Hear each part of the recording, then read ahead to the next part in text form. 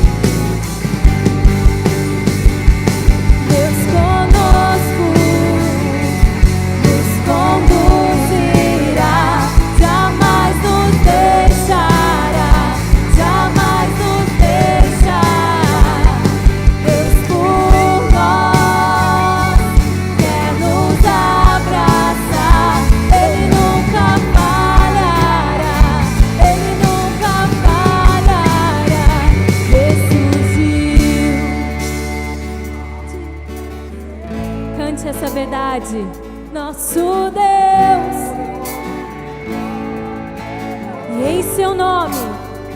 e em seu nome, vamos vencer. Declare isso com fé. É poderoso, ressurgiu, a morte venceu. Nosso Deus é poderoso, em seu nome vamos vencer. Nosso Deus é poderoso, nosso Deus é poderoso, nosso Deus é poderoso. Aleluia! Tu és poderoso, Senhor.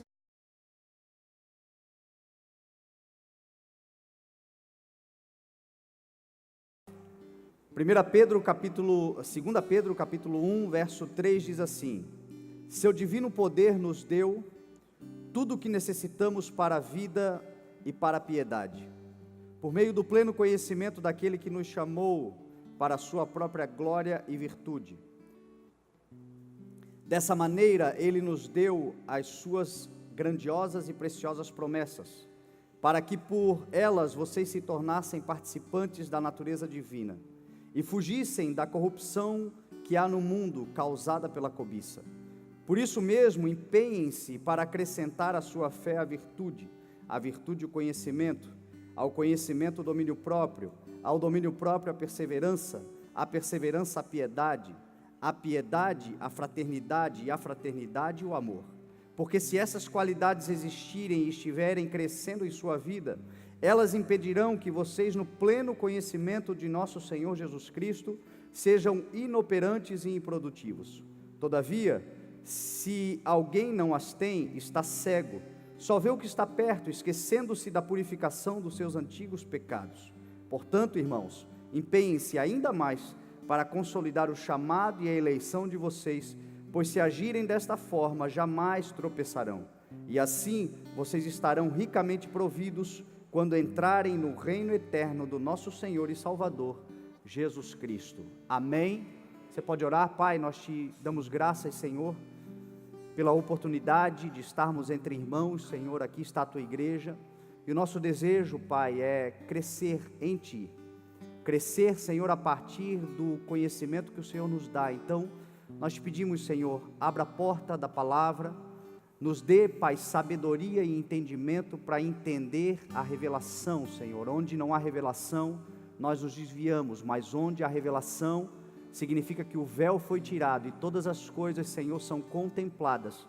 Então nos ensina, Senhor, a contemplar as grandezas dos céus, que na nossa vida nos dá vida abundante, em nome de Jesus, amém, graças a Deus.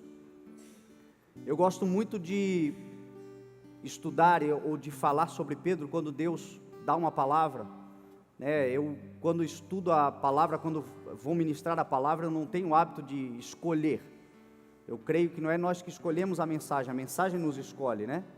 Então, é aleatório, está lendo e de repente surge alguma coisa, e não é um hábito muito grande, eu não costumo falar muito, pregar muito sobre as cartas de Pedro, sobre Pedro.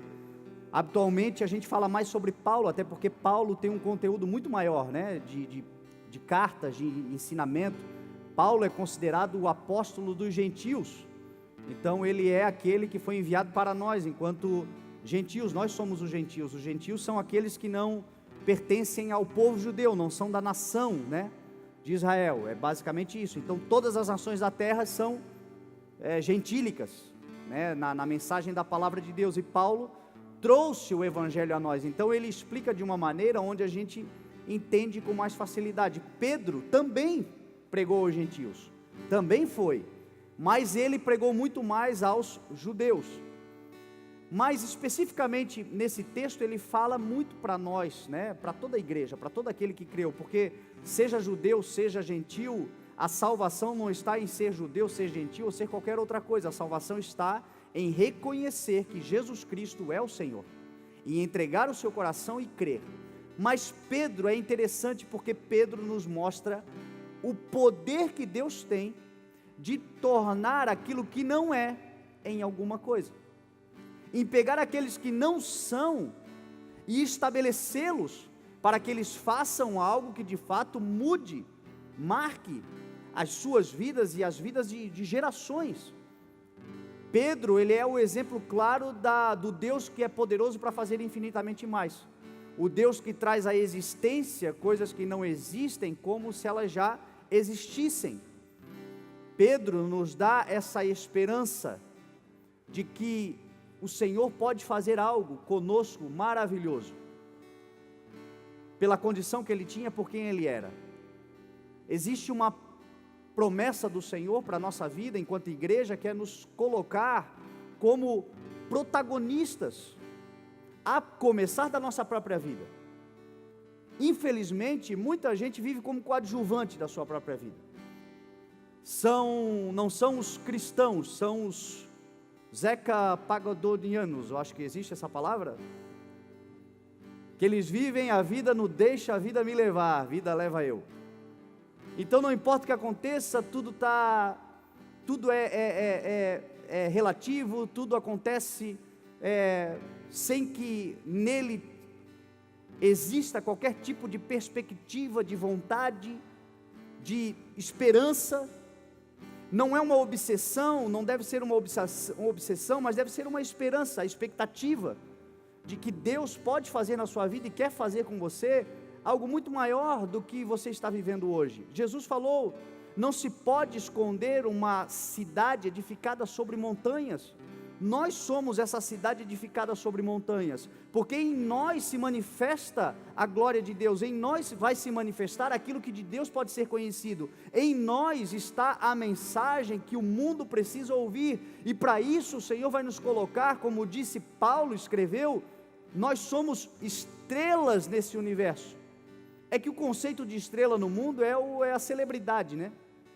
É o famosão, a famosona, a soberba, esse é o conceito, mas estrelas do universo que o Senhor nos chama através de Paulo, não significa nada a ver com isso, com celebridade, com ser famosão ou qualquer outra coisa, significa em ser uma referência, uma luz para um mundo em trevas, uma luz para um mundo que está perdido, a começar, talvez dentro da própria casa, quem sabe, uma luz no quarto que você divide com o irmão. Você está em Cristo, ele não conhece ao Senhor, e ali dentro você está iluminando, ali dentro você está sendo uma referência, ali dentro o Senhor está fazendo infinitamente mais, ali dentro o Senhor está realizando algo importante, que pode transformar a vida daquela pessoa. Talvez você não seja aquela pessoa que vá a nações, mas quem sabe você vai pregar o Evangelho a alguém que vai, e você estará indo também.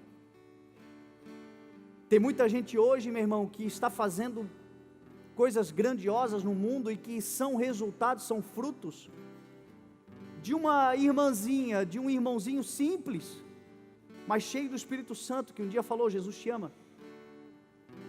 Diante de Deus, meu irmão, a recompensa é maior daquele que falou do que daquele que está fazendo grandes obras. Então a gente tem que viver essa expectativa dentro do coração. Eu me alegro porque em Pedro eu tenho essa esperança de que se Deus fez na vida dele, pode fazer na minha também. Quando eu vejo Pedro, eu consigo ter coragem para profetizar que o Senhor também vai fazer na sua vida. Pedro era um simples pescador, você sabe disso? Um simples homem que estava lá vivendo a sua vida e de repente o Senhor lhe escolheu. Ele não explicou, ele simplesmente escolheu. Assim como foi conosco, não fomos nós que o escolhemos, foi Ele que nos escolheu. Apesar de todas as nossas dificuldades, as nossas limitações, mas o Senhor, apesar disso, está nos utilizando nessa terra, está promovendo através de nós nessa terra algo maravilhoso. Se não está, é questão de tempo para começar a realizar em nome de Jesus, porque essa é uma oração que a igreja faz, nós estamos fazendo. Jesus Cristo falou: orem para que trabalhadores sejam enviados, porque os campos já estão brancos, a colheita é muito maior do que os ceifeiros. O que tem para ser colhido nessa terra é muito maior, é muito mais abundante do que o número de pessoas que estão colhendo. Então, eu creio que aqui nós estamos num grupo de ceifeiros da última hora, pessoas que foram escolhidas pelo Senhor. Uma quarta-feira como hoje, o Senhor que efetua em nós tanto querer quanto realizar, eu tenho convicção de que essa palavra é para cada um de nós que está aqui. Talvez uns já estejam vivendo parte dela, uns ainda não viveram nada, mas vão ter hoje o conhecimento começa a nos trazer a revelação da palavra, nós começamos a entender as coisas de Deus, e conforme nós vamos entendendo, o Senhor vai realizando. Então Pedro, ele nos dá essa certeza, e Pedro aqui nessa carta, ele fala algo, que a impressão que eu tenho é que Deus olhou para Pedro e disse assim: ó, Pedro, lá pelo ano de 2014, 2015, 2016, 2017, lá no Brasil eu vou fazer uma uma revolução. Eu vou manifestar o meu poder e eu vou destruir um principado de corrupção naquela nação.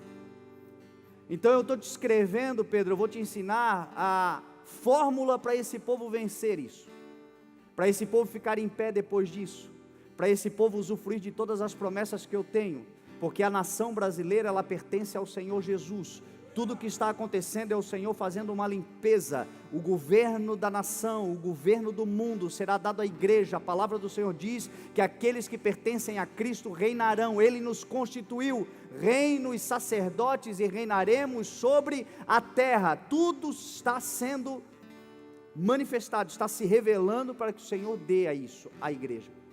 E esse texto nos ensina isso, sobre corrupção, sobre o mundo como ele está caminhando, as coisas como estão acontecendo. Hoje você, talvez seja a notícia número 1, talvez seja a conversa número 1 nos lugares, nos grupos, é sobre corrupção.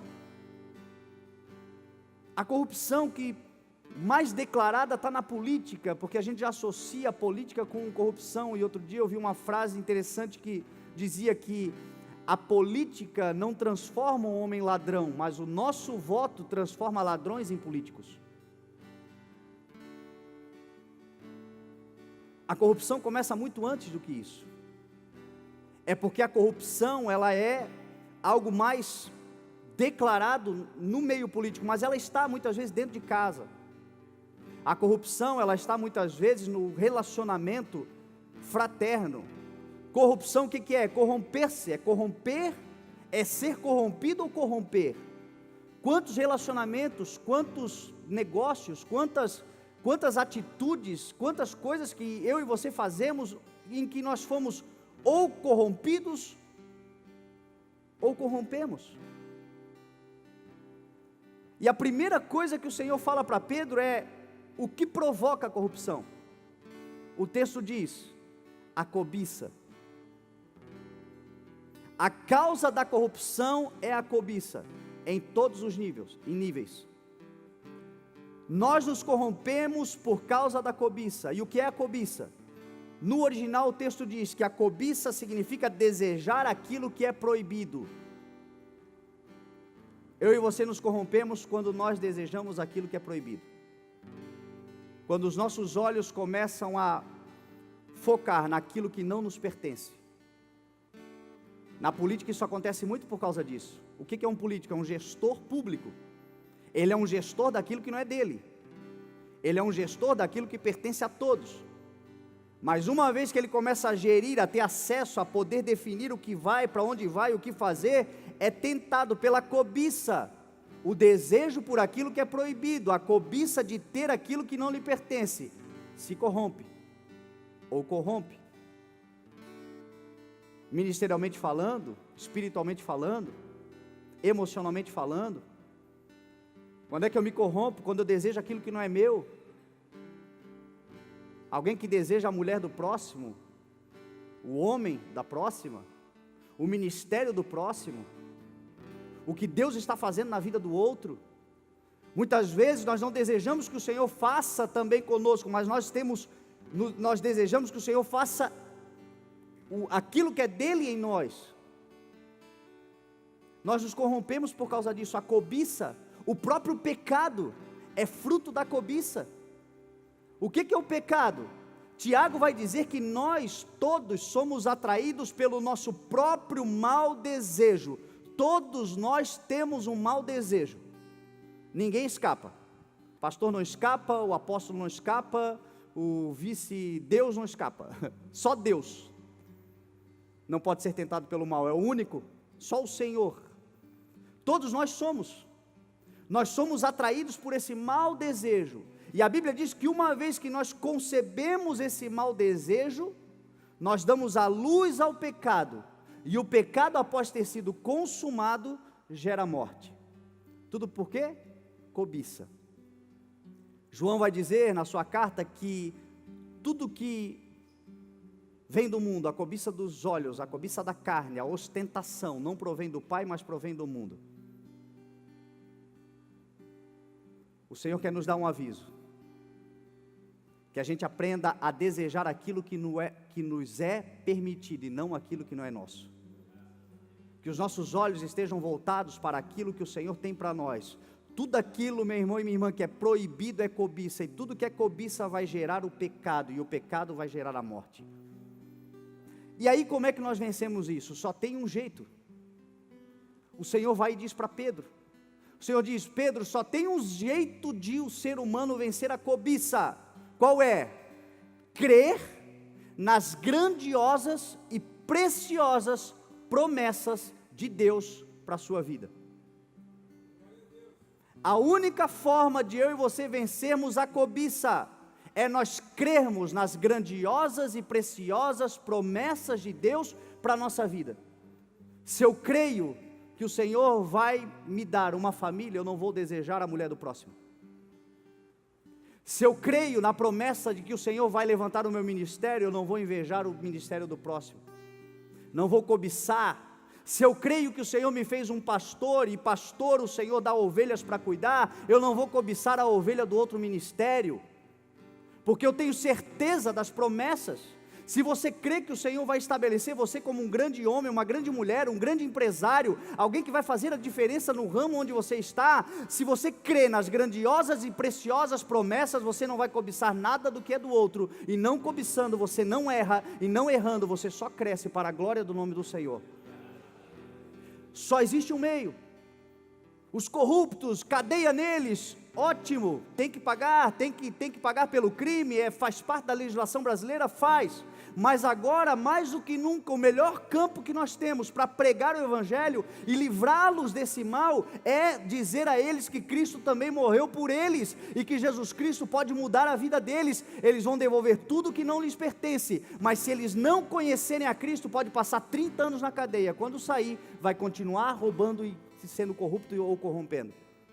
Porque a única forma de nós vencermos a corrupção que existe no mundo, Pedro diz, a corrupção do mundo é causada por causa da cobiça. A única forma é nós crermos nas promessas grandiosas e preciosas. A promessa é grande e a promessa tem muito valor. Creia nas promessas de Deus para a sua vida. Quando o mau desejo vier, lembre-se das promessas. Somos tentados o tempo todo. Somos tentados pelo mal. Somos tentados pelas vantagens ilícitas, somos tentados, eu e você somos tentados, e muitas vezes tropeçamos, mas o Senhor está dizendo para você: se você tropeçar, se você se arrepender, eu te coloco de pé de novo. Mas eu estou te lembrando, cada vez que você for tentado pelo mal, lembre-se das promessas, porque ela é a certeza que você continuará a ficar em pé. Promessa de Deus, promessa que Deus faz e cumpre, promessa que pode levar muito tempo, mas se você permanecer fiel a ela, olhando para ela, lembrando-se dela, você resistirá ao dia mau. O dia mau sempre virá. Sempre haverá um dia onde as coisas não estão legais. Sempre haverá um dia onde você olha e pensa: Senhor, por que esse ímpio vive uma vida plena, aparentemente, uma vida sem problemas, e eu estou passando pelo que eu estou passando? Se você começar a pensar assim, você vai cobiçar.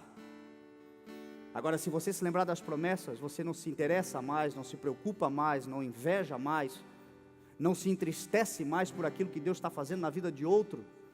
Você sabe que o Senhor vai fazer na sua vida também, e o que o Senhor vai fazer na sua vida é grandioso e é precioso, porque Ele é fiel e Ele te ama. Só existe um meio de vencer a cobiça do mundo, é crer nas grandiosas e preciosas promessas. O que é crer? É ter fé. Tudo é possível àquele que crê. Nós temos o que o mundo não tem: fé. O que é a fé? É a confiança de que existe um Deus, Criador de todas as coisas, e que governa todas as coisas, e sustenta todas as coisas pelo poder da sua palavra. Fé. Fé é um carro sem retrovisor. Fé, viver por fé é como o Senhor determinou que eu e você vivamos. O meu justo viverá pela fé.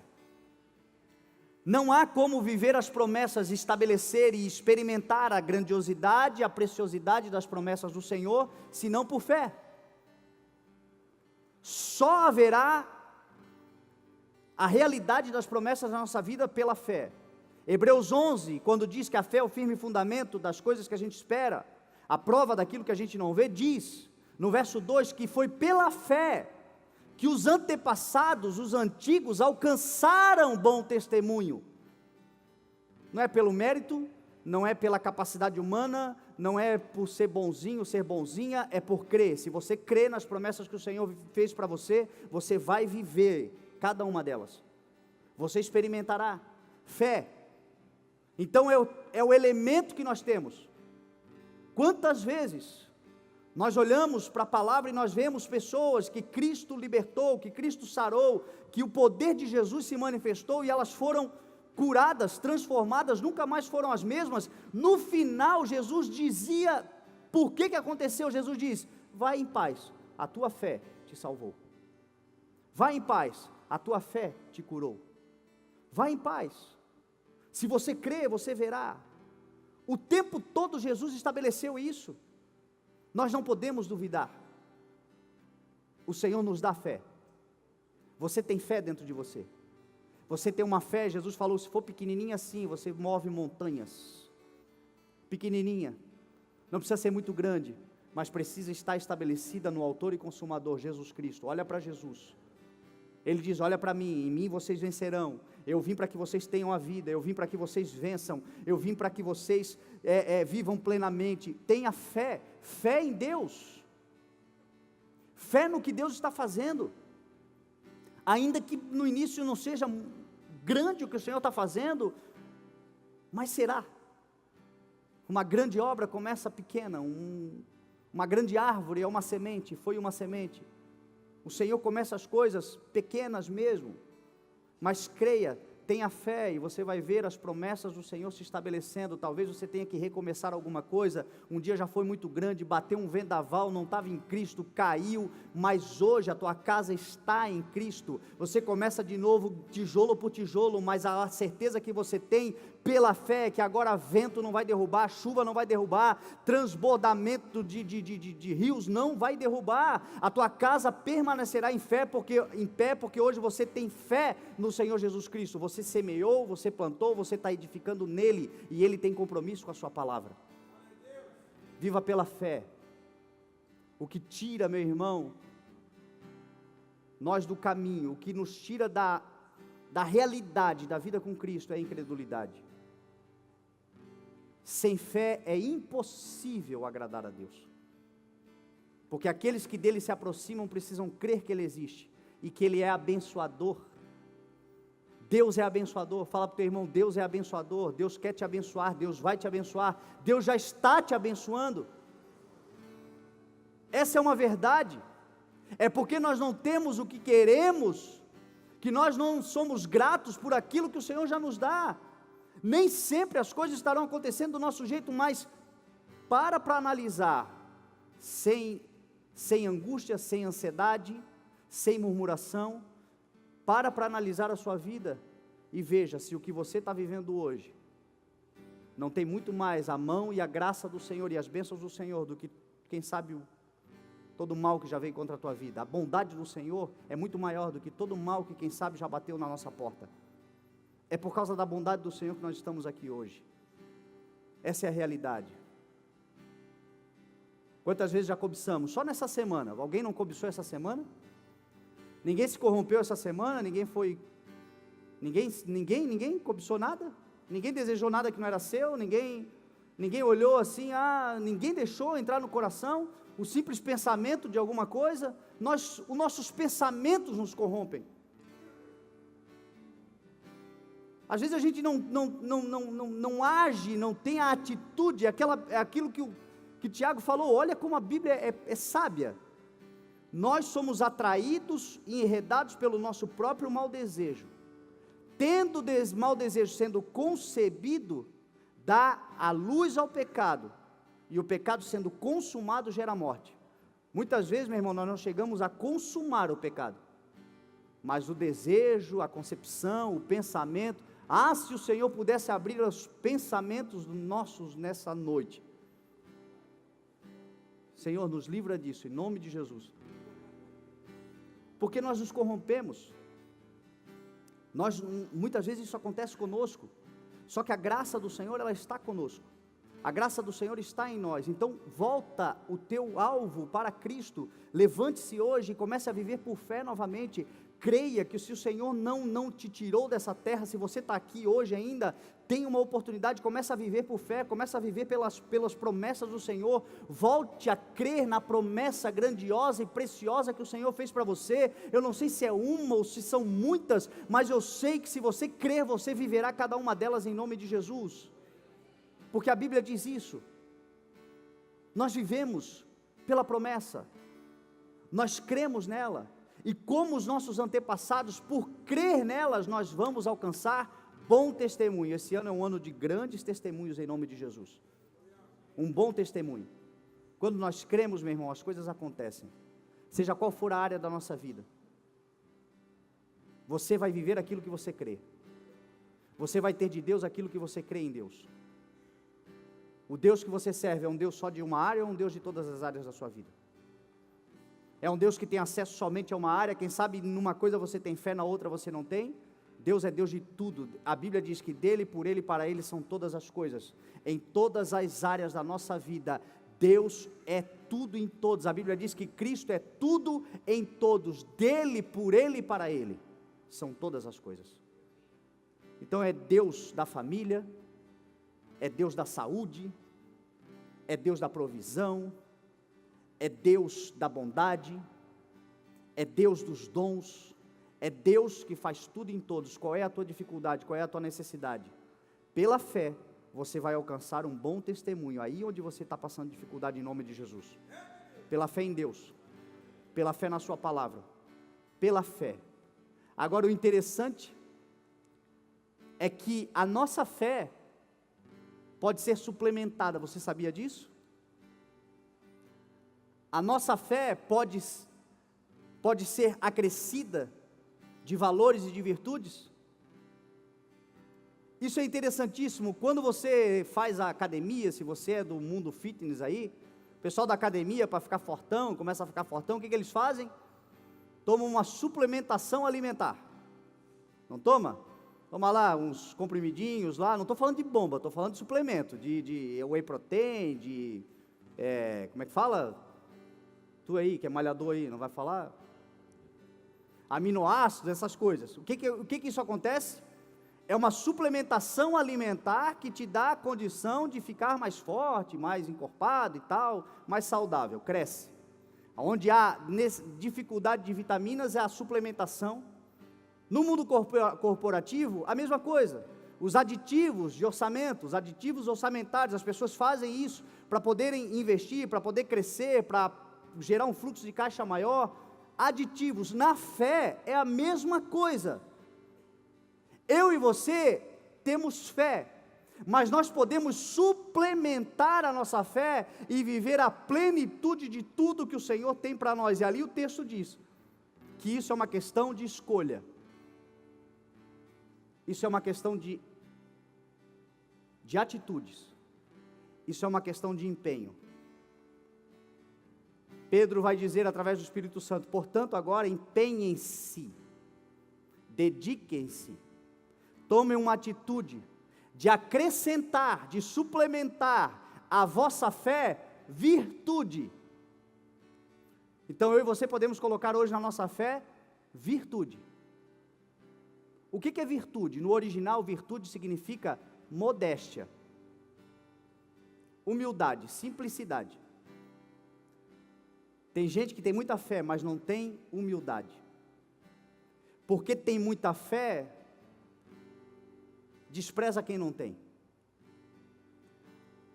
Tem gente que por ter fé, ao invés de injetar, de plantar, de falar da fé, de promover a fé em alguém, critica. Tu não vive porque tu não crê. Coloca a culpa na pessoa. E a pessoa vive realmente uma vida de culpa, porque ela diz: eu não posso viver porque eu não creio porque eu não consigo crer. Jesus nos ensina, aliás, Jesus é o modelo perfeito do homem que, apesar de ter uma fé que nenhuma na terra se compara, o que a Bíblia chama ele? Manso e humilde. Fé virtuosa. O Senhor quer fazer de você uma mulher de fé, mas uma mulher de fé virtuosa.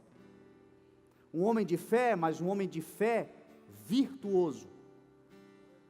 Um homem que tem fé, mas tem simplicidade, tem humildade na sua fé. Um homem que crê, mas não faz disso uma arrogância. Nós temos que cuidar, porque muitas vezes a gente está falando de fé, mas nós passamos um ar, às vezes até involuntário, mas passamos, e aí o que acontece? As pessoas acreditam por causa disso, que elas não podem viver o que nós vivemos, porque nós de alguma forma somos os queridinhos do Senhor.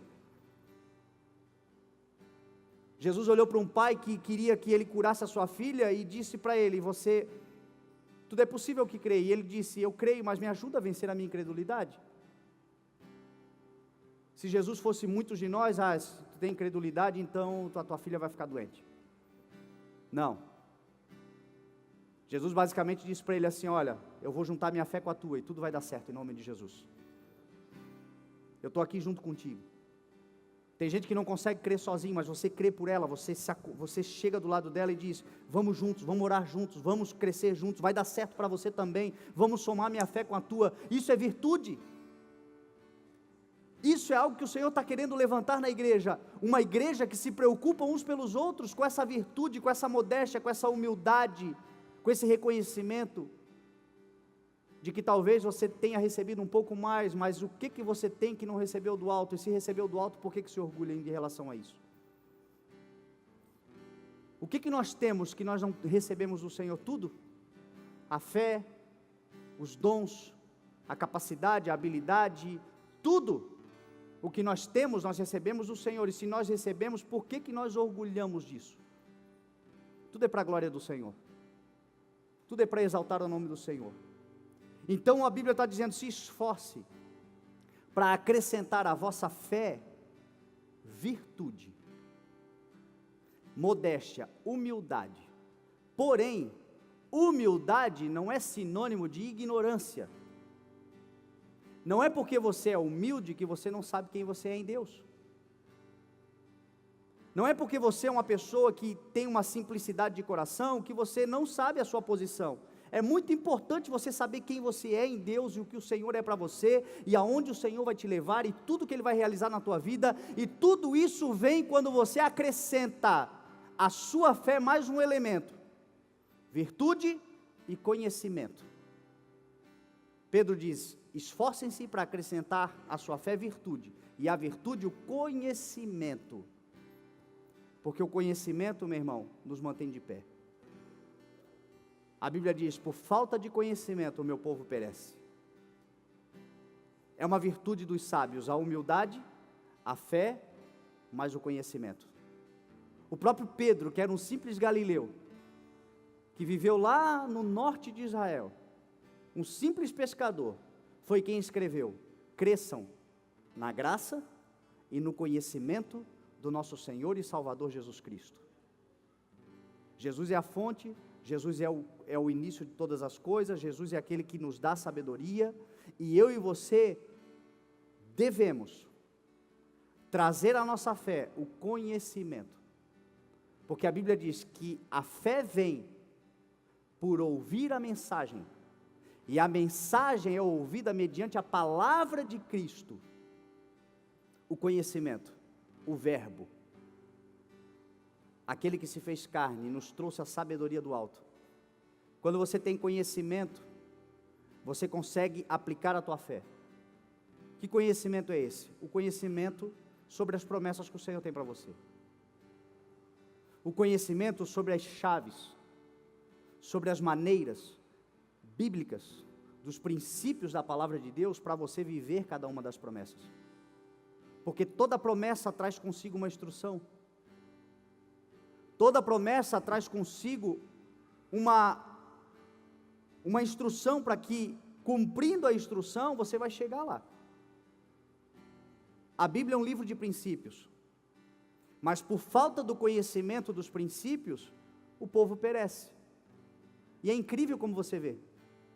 Você está conversando com as pessoas, você vê o amor de Deus, você vê o cuidado de Deus, você vê a misericórdia do Senhor, que não leva em consideração a ignorância, mas chama todo mundo ao crescimento. Ou seja, Jesus falou que aquele que recebeu pouco conhecimento, quando erra, recebe poucos açoites. Aquele que recebeu muito conhecimento, quando erra, o açoite é maior, porque a quem mais é dado, mais lhe é cobrado. O conhecimento traz essa responsabilidade, porém, te dá capacidade, meu irmão, de enxergar o que ninguém está enxergando, de ver o que ninguém está vendo. Você está lá no teu local de trabalho, está todo mundo perdido, não sabe o que vai acontecer, de repente você tem uma chave dos céus, e para você é tão simples, e todo mundo olha e pensa, de onde é que saiu isso? É a simplicidade do conhecimento da palavra de Deus que abre portas. Jesus disse, eu tenho a chave de Davi, porta que eu abro ninguém fecha, porta que eu fecho ninguém abre. Ele tem a chave para abrir essa porta que você precisa que esteja aberta. O que é a chave? É o conhecimento, gente. É acrescentar a fé ao conhecimento. Uma fé virtuosa, mas uma fé conhecedora. Para que o Senhor te chamou? Você sabe? Quais são as promessas do Senhor para a sua vida? Você sabe? Para cada uma delas existe uma instrução. Se você souber, você vai chegar mais rápido lá. Se você souber, se você descobrir, a porta vai se abrir mais rápido. Tem coisas que a gente vê assim, as pessoas estão perdidas, e é tão simples, mas elas não vencem por quê? Porque não têm o conhecimento, e muitas vezes nem querem ter, porque o ser humano ainda por cima é orgulhoso, né? A gente está quebrando a cara, não precisa me ajudar que eu sei o que eu estou fazendo, o orgulho, e a Bíblia diz que o orgulho antecede a queda, a soberba antecede a queda, e o soberbo normalmente é um ignorante. Toda pessoa soberba normalmente é uma pessoa sem o conhecimento. Pode reparar, quanto mais ignorante no conhecimento, eu estou falando de conhecimento, quanto mais a pessoa é ignorante no conhecimento, a tendência maior é dela ser mais soberba naquilo ali, porque é uma maneira de se impor. O Senhor está dizendo para você hoje, um coração contrito e quebrantado eu não rejeito. Quebra o orgulho, e eu vou te dar sabedoria e conhecimento. Eu vou acrescentar à tua fé conhecimento, vou acrescentar sabedoria, e a tua fé vai ser aplicada de uma maneira correta, e você vai ver que com menos esforço você vai fazer mais coisas, porque quem conhece se esforça menos. Quando você sabe tratar de algo, você se esforça menos, e o Senhor quer te dar conhecimento, e o Senhor está dizendo, se empenha, é uma questão de dedicação, eu vou me empenhar. A partir de hoje eu vou ler a palavra de Deus, não apenas como um voto de bobo, mas uma coisa que de fato vai entrar num devocional diário. Eu quero conhecer tudo o que a Bíblia diz a respeito das promessas que o Senhor tem para a minha vida. Essa habilidade vai te fazer chegar mais rápido e sem esforço. Quem conhece se esforça menos. Quando você vai preparar, você pode fazer uma prova, se você estudou, se você conhece tudo sobre a prova, tudo sobre o conteúdo, não é simples, você chega lá, você não faz, acaba o horário, você vai embora, você vai curtir, você vai aproveitar. Aquele que não estudou está lá suando, está lá olhando, está lá passando trabalho, está lá chutando, provavelmente vai dar errado. Por quê? Porque não conhece sobre o tema, sobre o assunto. Nós estamos numa prova, a vida é uma prova, são várias as provações, são vários os momentos, só que para cada prova vencida, existe um nível que você cresce. Então conheça tudo que você precisa conhecer para vencer essa prova. Você vai para um próximo nível, depois terá outra, até que o Senhor Jesus volte, até que a gente viva todas as promessas. Mas o Senhor quer que você nessa noite entenda, acrescente a tua fé conhecimento. E aí ele continua, ao conhecimento, domínio próprio. Domínio próprio é algo muito importante. Porque como Paulo escreveu, o conhecimento também traz orgulho, mas o amor edifica. O conhecimento sem o Espírito de Deus é morte. Você conhece muitas pessoas que talvez elas falam, parece um almanaque, um Aurélio, um dicionário, porém tudo que elas falam gera morte, porque o conhecimento sem espírito gera morte.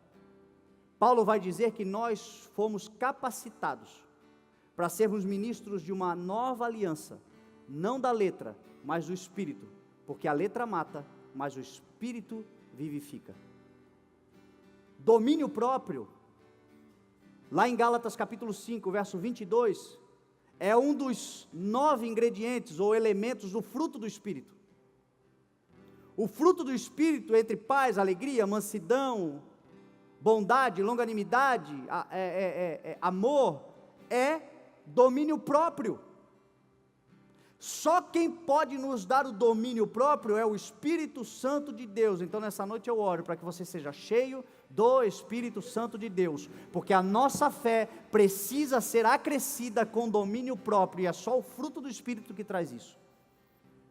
Que o Espírito Santo semeie hoje dentro do nosso coração do seu fruto, que nós tenhamos esse fruto dentro de nós, entre esses elementos o domínio próprio, que tem que ser acrescido à nossa fé.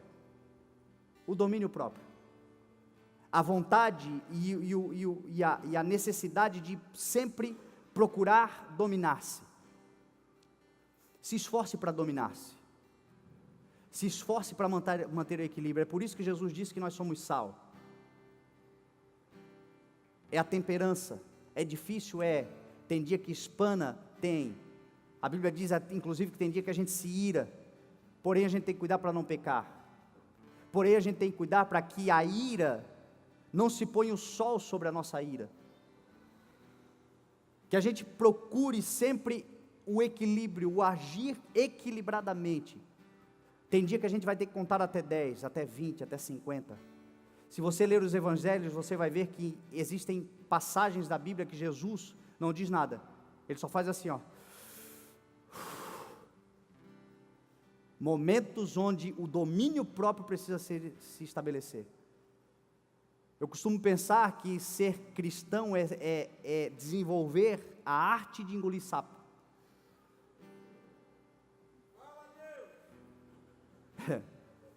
E é uma verdade. Nós no mundo, nós temos que desenvolver essa arte. Só o domínio próprio é a mansidão.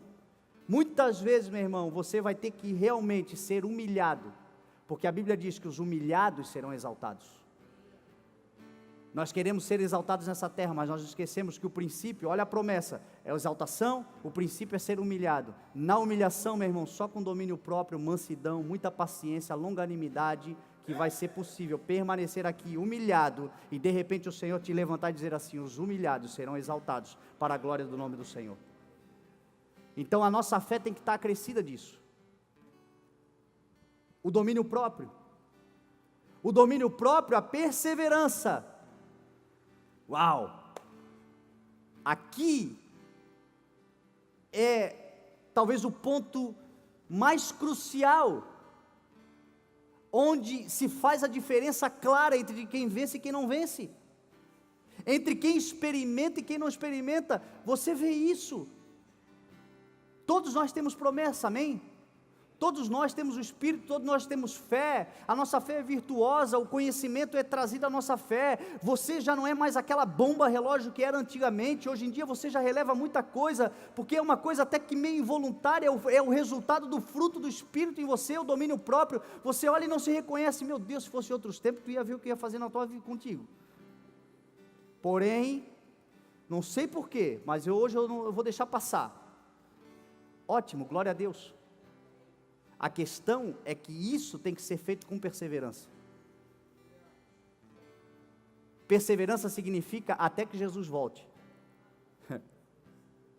Você está preparado? Você está disposto a ser uma pessoa equilibrada até que Jesus volte? Está disposto a muitas vezes ser humilhado até que Jesus volte? Está disposto a não se justificar mais até que Jesus volte? Porque a Bíblia diz, nenhuma acusação, nenhuma condenação há sobre aqueles que são escolhidos pelo Senhor, porque é Deus quem os justifica. Quando você se justifica, você está perdendo a oportunidade de o Senhor te justificar. mas é a perseverança. É a vida, meu irmão, dos heróis da fé. Hebreus capítulo 11, você vai ver que os heróis da fé só foram heróis da fé porque a perseverança era algo que andava com eles. Abraão, por 25 anos esperando uma promessa, que já foi feita quando ele era velho, venceu porque perseverou. José teve um sonho de ser um grande administrador. Tudo, entre aspas, deu errado, porque ele não sabia de nada que o Senhor estava fazendo, ele estava vivendo a vida, mas ele sempre perseverando. Eu tenho um sonho, não está bom hoje, mas amanhã vai melhorar. Perseverando. Davi perseverou.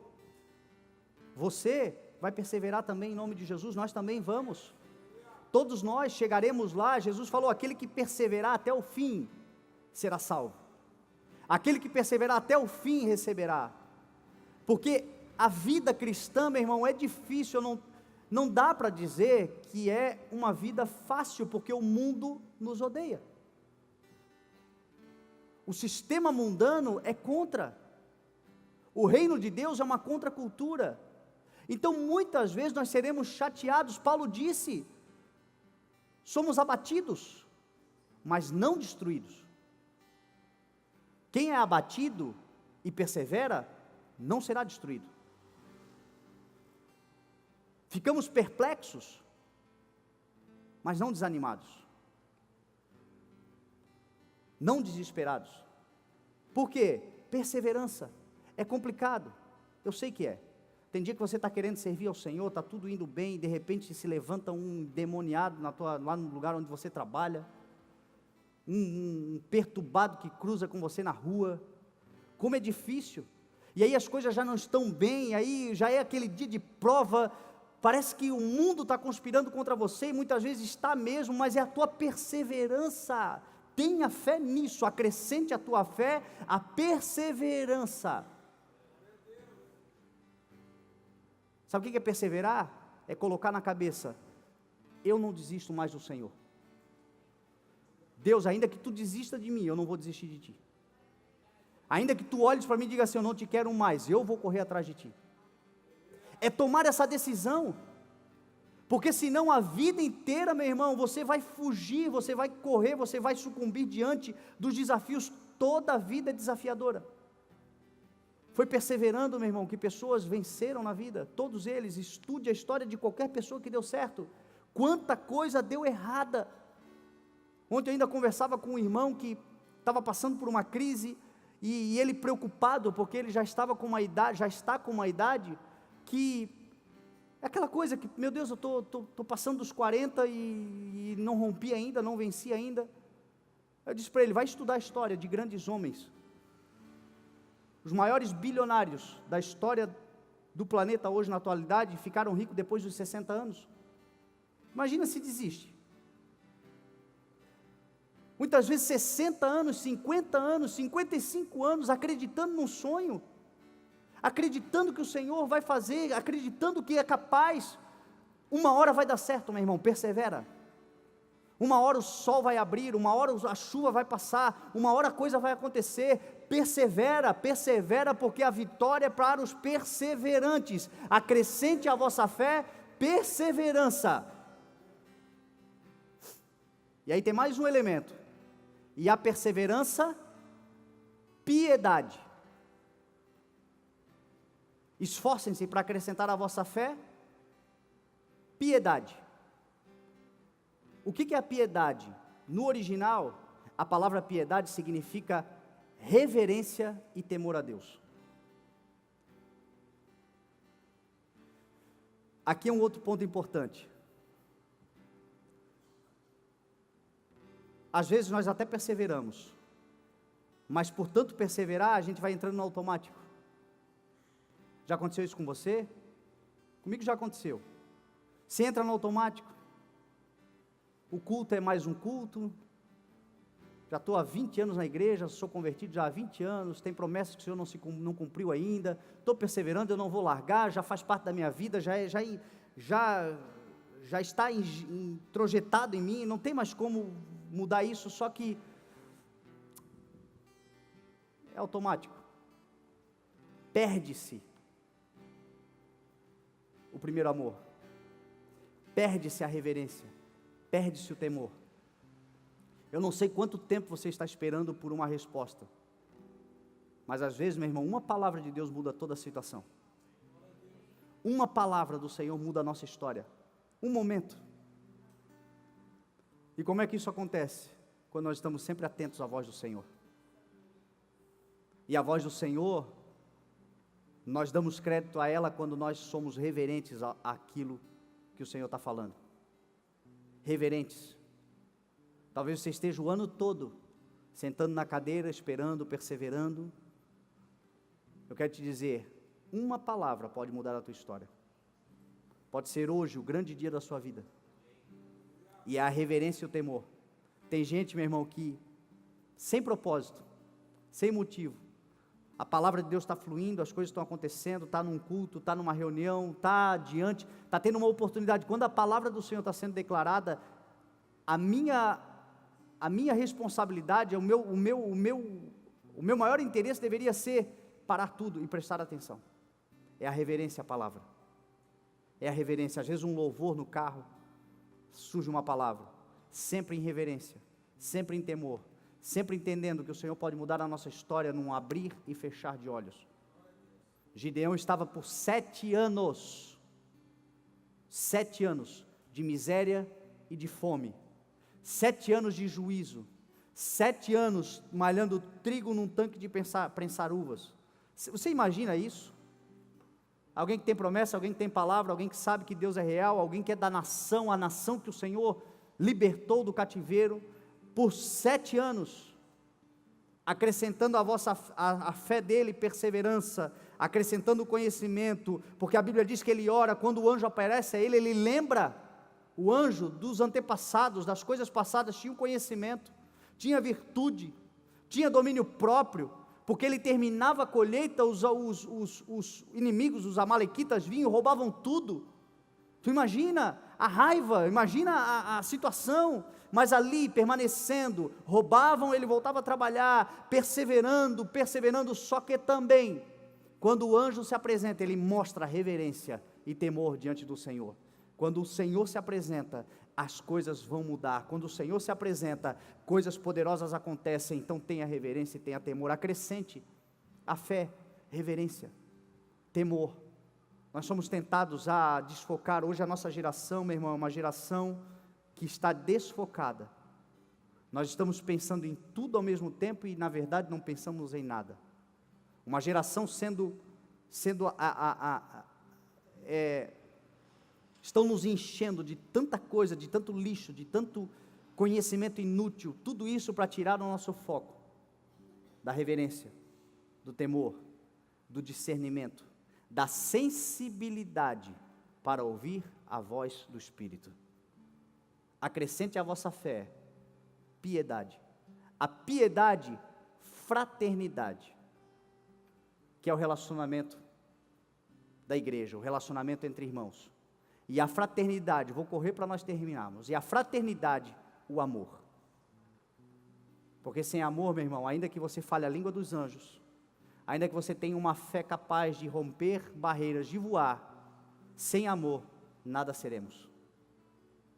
O amor que nunca pode ser perdido, o amor conforme o Senhor nos amou, o amor nessa passagem aqui é o ágape, é o mesmo amor de João 3,16, porque Deus tanto amou o mundo, que deu o seu Filho unigênito para que todo aquele que nele crê não pereça. É o amor ágape, o mesmo amor de 1 Coríntios capítulo 13, o amor que tudo sofre, tudo espera, tudo suporta, tudo crê, não se alegra com a injustiça, mas se alegra com a verdade. A verdade é Cristo. Nunca perca esse amor, porque foi esse amor perdido que Jesus Cristo exortou a igreja de Éfeso em Apocalipse, capítulo 2, conheço as tuas obras, o Senhor conhece as tuas obras, a tua perseverança, o teu trabalho árduo, a tua dedicação, a tua incorruptibilidade, Jesus vai falando tudo isso, é o texto que Pedro está escrevendo, que João teve uma revelação, olha como a Bíblia é perfeita, se encaixa, Pedro escreveu antes de João e João não leu a carta de Pedro. E Jesus revela a João a mesma coisa: conheço as tuas obras, igreja de Éfeso, você acrescentou tudo isso à sua fé, porém, contra ti eu tenho apenas uma coisa: você perdeu o primeiro amor. Arrependa-se, lembre-se de onde você caiu, e volte a praticar as primeiras obras. Acrescenta a tua fé, tudo isso, e você vai ver que as promessas vão chegar muito mais rápido. Pedro termina dizendo: porque se essas qualidades existirem, tem que existir, fala para o teu irmão, não tem jeito, essas qualidades têm que existir, e estiverem crescendo, porque não basta existir, tem que crescer. Se essas qualidades existirem e crescerem em vocês, elas impedirão, essas qualidades da nossa fé, impedirão de nós, no pleno conhecimento de Jesus Cristo, nós estamos hoje aqui, tendo pleno conhecimento de Cristo, ouvindo a palavra de Cristo, ouvindo a mensagem do Evangelho, e a Bíblia diz que se essas qualidades estiverem na nossa fé, e crescendo na nossa fé, elas impedirão que no pleno conhecimento do Senhor Jesus Cristo, nós sejamos improdutivos e inoperantes. Hoje é uma palavra que o Senhor está nos dando de estudo, de ensino. Oro para que nada se perca, e você vai ver o que o Senhor vai fazer na sua vida. Quando nós temos isso, nós permanecemos operantes e produtivos. Quando nós não permitimos isso existir em nós e crescer em nós, nós nos tornamos inoperantes e improdutivos, e assim estão muitos, essa é a verdade. Estão ouvindo a palavra, o Evangelho está entrando, as coisas estão acontecendo, mas há uma improdutividade, uma inoperância total, porque ou não existe, ou parou de crescer. Que hoje isso aconteça conosco, que passe a existir e a crescer, a nossa fé, virtude, a virtude o conhecimento o domínio próprio, o domínio próprio a perseverança a piedade, a piedade a fraternidade, e a fraternidade o amor. Que essas virtudes sejam colocadas, essas qualidades na nossa fé. E aí Pedro termina dizendo: por isso esforcem-se, olha aqui mais uma vez a atitude, esforcem-se mais ainda, para consolidar o chamado e a eleição de vocês, porque desta forma vocês jamais cairão. Meu irmão, o Senhor te chamou, você está aqui hoje nessa noite, porque você sabe que você foi chamado. Você está aqui hoje porque você sabe que você foi eleito no Senhor, porque Ele nos elegeu nele antes da criação do mundo. Ele efetua o querer e o realizar. Ele marcou essa noite para dizer para nós: vocês são eleitos, escolhidos, e hoje a palavra dele é: esforcem-se ainda mais para consolidar, para confirmar, para estabelecer, porque assim vocês jamais cairão, e mais, estarão amplamente providos, enriquecidos, quando entrarem no reino do nosso Senhor e Salvador Jesus Cristo. É assim que o texto termina: consolidação, atitude, empenho. Você já tem fé, você já tem a salvação, nós já temos tudo. O texto começa dizendo que nós já recebemos dele toda a provisão que nós precisamos para viver essa vida nessa terra, e agora o nosso papel é nos empenhar a consolidar a nossa fé, a acrescentar à nossa fé todas essas virtudes, tendo a certeza de que quando elas estão operando em nós, crescendo em nós, nós temos produtividade. Você é uma árvore plantada junto a ribeiros de águas, águas é a palavra do Senhor, você dará fruto na estação própria, as suas folhas não murcharão, e tudo que você fizer prosperará, é a promessa do Salmo 1 sobre a nossa vida. Bem-aventurado é o homem, feliz é o homem, que não segue o conselho dos ímpios, nem se detém no caminho dos pecadores, antes a sua satisfação está na lei do Senhor, na palavra de Deus, e nela medita de dia e de noite. É o homem acrescentando à sua fé o conhecimento. Ele será como árvore plantada junto a águas correntes, dá fruto na estação própria, as suas folhas não murcham, e tudo quanto faz prospera. Você crê nessa palavra em nome de Jesus?